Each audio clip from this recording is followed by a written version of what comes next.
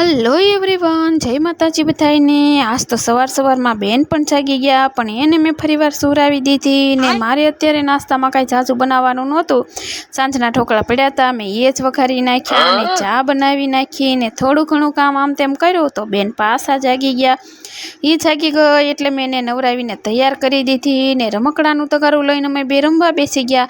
આ પંપથી ઢીંગલીને હવા ભરવાનું ને એવું અમે રમતા હતા। તો રમતા રમતા મારે બેયને બપોરનો 1 વાગી ગયો ને અમારે રસોઈના કાંઈ ઠેકાણા નહીં। પછી તો ઝડપથી મેં ગાંઠિયાનું શાક ને ભાખરી કરી નાખ્યા। જમીને નવરા થયા, બેન સૂઈ ગયા। મને પણ ઊંઘ આવતી હતી, પણ મારે સુવાનું નહોતું કારણ કે કપડાં મારી વાટ જોતા હતા ને હું કપડાં ધોવા બેઠી ને હજી તો કપડાં પૂરાય નહોતા થયા હતા તો બેને રોવાનું ચાલુ કરી દીધું।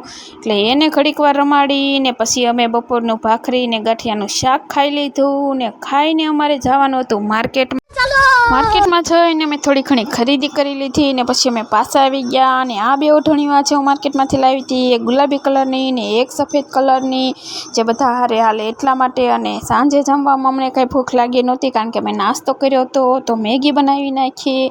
અને ફ્રેન્ડ મળીએ નેક્સ્ટ વ્લોગમાં। Like, share, subscribe.